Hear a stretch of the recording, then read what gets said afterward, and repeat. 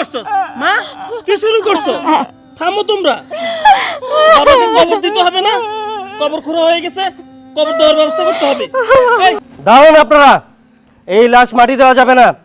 ভাই ভাই আপনি কে? কেন আমার বাবার লাশ কবর দেওয়া যাবে না ভাই? কারণ উনি আমার কাছ থেকে মোটা অঙ্কের টাকা ধার নিয়েছিল, ওই টাকা পরিশোধ করতে হবে, তারপরে এই লাশ দাফন হবে। আদারওয়াইজ এই লাশ দাফন হবে না। মানে কি বলছেন আপনি? আপনার কাছ থেকে আমার বাবা মোটা অঙ্কের টাকা নিছে? কই, আমরা তো জানি না। আর বাবাও তো আমাদেরকে কখনো বলেনি আপনার কাছ থেকে টাকা ধার নিয়েছে। হ্যাঁ, আমার ছেলে ঠিক কথাই বলছে। আমার স্বামী যদি কারো কাছ থেকে টাকা ধার নিত, আর কারো কাছে না জানাইলেও অন্তত সে আমার কাছে বলতো যে বউ আমি অমুকের কাছ থেকে এই টাকা ধার নিছি।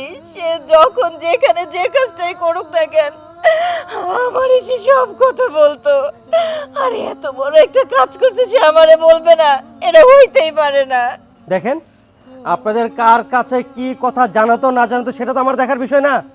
আমার কাছ থেকে উনি টাকা নিছে, সেটা হচ্ছে বড় কথা। আমি এত কিছু শুনতে যাচ্ছি না।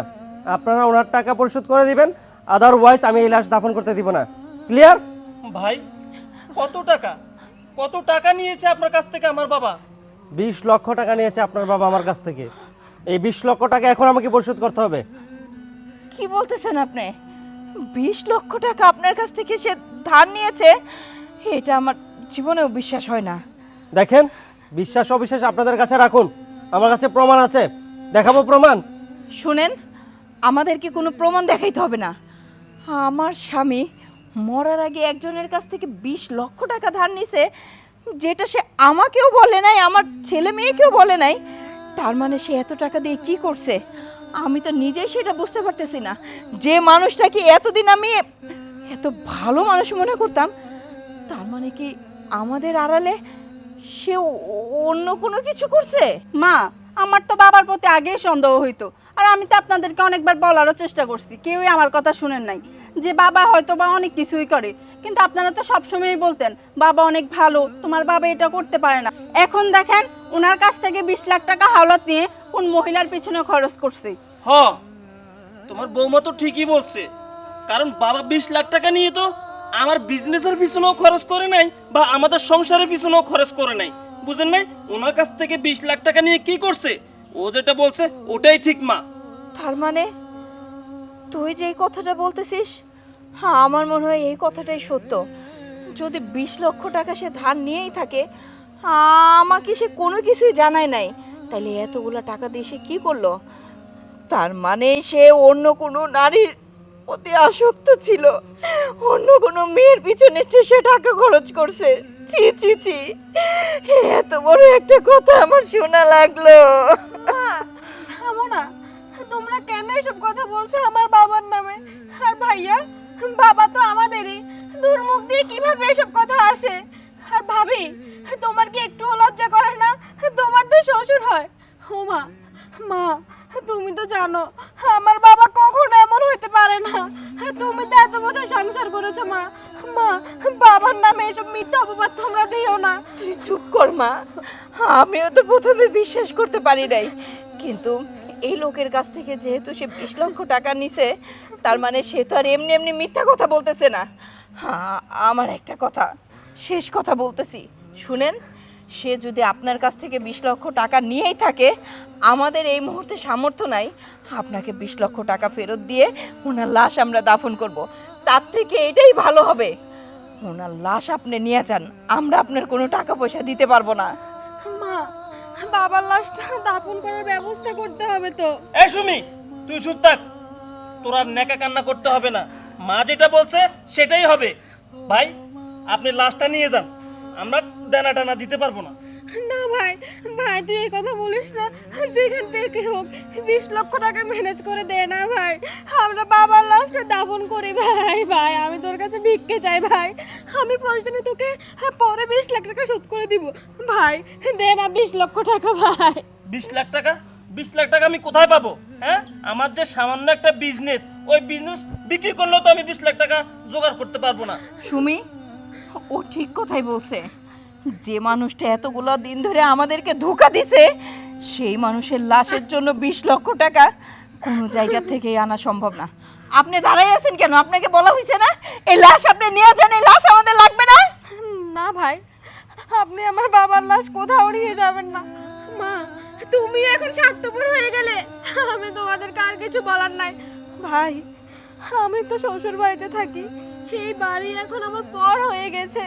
আমি চাইলেও 20 লক্ষ টাকা দিতে পারবো না।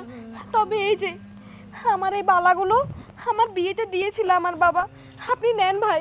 এই বালাগুলো বিক্রি করে আপনি এই চেনটাও রাখুন, আমি আপনাকে বাকি টাকা যে করে হোক ব্যবস্থা করে দিব ভাই। ভাই, আমি আপনার কাছে হাত জোড় করি ভাই, আমার বাবার মৃত লাশটাকে আর এভাবে কষ্ট করে দিয়েন না ভাই। ভাই, আমি তো আপনার ছোট বোনের মতো, এই ছোট বোনটারে তার বাপকে ভিক্ষা দিন ভাই। ভাই, ঠিক আছে ঠিক আছে ঠিক আছে, আমি বুঝতে পারছি। আপনি উঠে দাঁড়ান, আমার যা বোঝার আমি বুঝে গেছি। দেখেন, আমি যাকে এখানে খুঁজতে এসেছিলাম আমার মনে হয় আমি তাকে পেয়ে গেছি। আপা, এই গয়নাগুলো আমার লাগবে না, এগুলো আপনি ধরেন। আসলে সত্যি বলতে আপনাদের বাবা আমার কাছ থেকে কোনো টাকা ধার করে নেই, আমি ধার নিয়েছিলাম আপনার বাবার কাছ থেকে। কি বলছেন আপনি?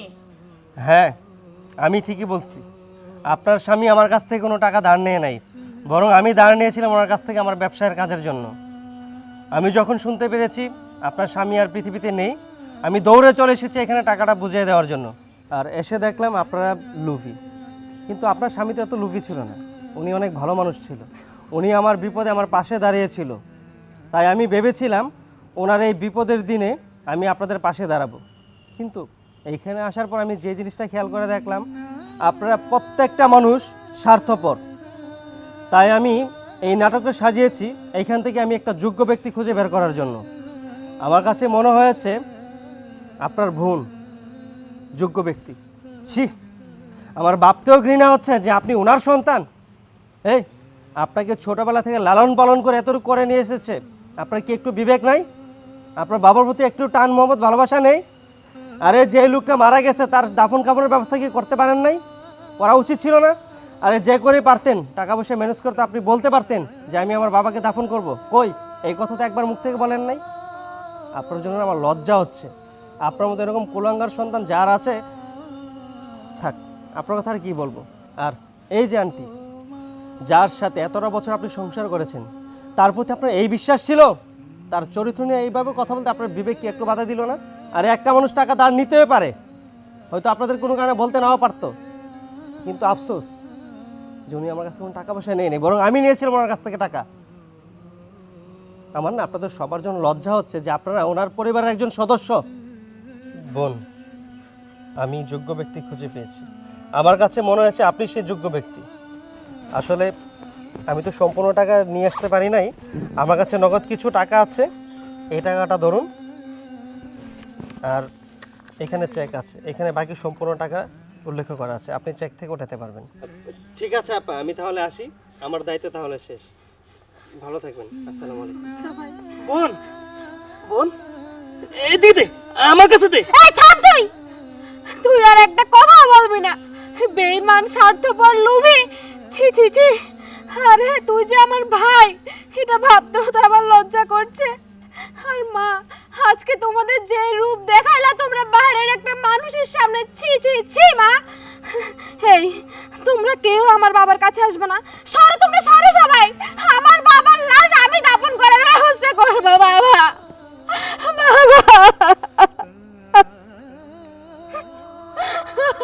ও বাবা, বাবা কেন এতিম করে দিয়ে গেলে তোমার মেয়েকে বাবা?